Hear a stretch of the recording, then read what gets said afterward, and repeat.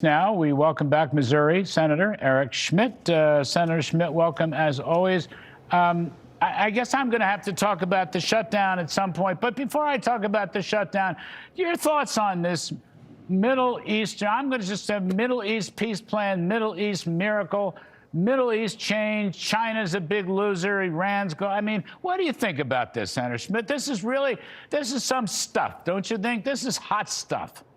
It is. It's remarkable, and I think he's cementing his place in history as the peace president. And that has always been President Trump's North Star, which is to seek diplomacy first. And I think you're seeing a rebirth of American realism with this president, in that you see the world as it is. You understand what our core national interests are. We're not going to get spread too far and too wide. We can't be everywhere all at once all the time. That's why Europe's now stepping up in a much more meaningful way. We're focused on the homeland. We understand the civilizational threat that China is, this competing rival we have across the Pacific. And when you can intervene peacefully and through diplomacy to solve conflicts, that's an appropriate role of American leadership. And President Trump has done that time and time again, whether it's Azerbaijan and Armenia or Pakistan and India, or now with this exchange of hostages. Now they still got to get to the governance, but he's set a framework here that's really built on the Abraham Accords of his first term, that's not based completely on political dynamics, but also economic realities and cooperation that can hopefully stand the test of time. The rest of the world will follow. This is what we learned 4 decades ago with Reagan.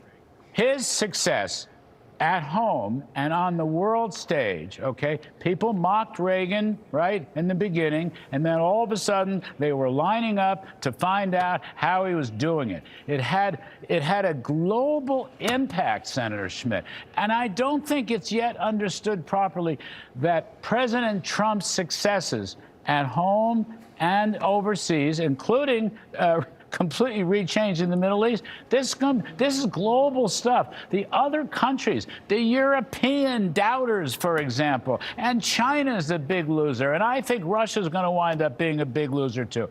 They're going to follow suit. They're going to want to know how he does it. That's what happened when I was a kid working for Reagan. That's what they wanted to know. How'd you do it? The G7 and the G20? It's going to have a global impact, sir.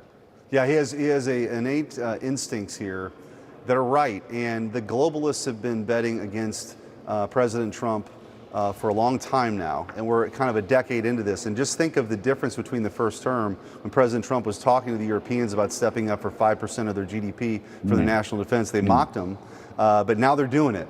Because it's proven to be that hopefully they understand now the importance of that. But President Trump is a singular political figure. I think the most consequential president we've had in generations in this country, and this is just sort of another notch on the belt here of a serious person with great accomplishments. I was watching Emmanuel Macron, whom I happen to know, by the way, but rather well. But Emmanuel Macron trying to shake Trump's hand for about 25 minutes. Did you notice? He wouldn't let go of his hand. What Macron was doing was holding on for dear life for his own government, which is completely failing. He wouldn't let go. Did you watch that? It was like he couldn't pull it away. This is Macron. I've never seen Macron was never like that with Trump before. Here he was holding on for dear life. I loved it. I absolutely loved it. Yeah, no, I agree, and I think, and I've seen President Trump around a lot of these leaders, and he's got a magnetic personality. And by the way, winning begets more winning. America is back, and people see it, and they want to be around it, and they know it's a good thing for the rest of the world too. I got just a minute, Mr. Schmitt. I hate to even raise the subject, but there is the shutdown and the issue of pulling the trigger on non-essential workers and programs. Can you give us your Senator Eric Schmitt read? Yeah, we're getting there. I mean, we're starting week 3 of the Schumer shutdown, and it's totally irrational, Larry. There's really not anything that they really want. They'll sort of talk about other things, but their offer on the table is $1.5 trillion worth of spending, $5 billion for all these crazy programs that USAID, we defunded the rescissions package. They want health care for illegal immigrants. That's what they're offering. But really, this is about fighting Trump. So that's why it's not a rational discussion. We'll see what happens this week. But as far as what the government's going to do, the president has made clear, and Russ Vought's made clear what their priorities are, which is they're going to make sure the military members get paid, they're going to make sure law enforcement gets paid. And if we get a little bit further down the road here, there's going to have to be some decisions made because the government's just running out of money. And the Republicans have offered a clean CR, which is usually the exit ramp here, and the Democrats keep saying no. They're way more interested in grandstanding than governing. That's the truth. It's unbelievable to me. We got to go. But here's this world reverberating national leader, Mr. Trump, who is now a global leader, okay? And these guys, these Democrats, are still fiddling around with some pissant thing where they won't allow a continuing resolution to pass. I mean, who do they think they're kidding? They're destroying themselves. I mean, I'd go right ahead, make my day. But this is the dumbest thing I've ever seen. They don't have another play in the playbook. They really don't, and it hasn't worked for them. The American people rejected this before. We saw everything unfold. They don't have another play.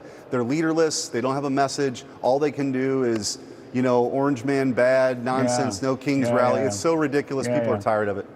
Yeah, this kid Mandami, we'll get to him later in the show. Senator Eric Schmitt, you're terrific, sir. Thanks for helping, as always. You betcha.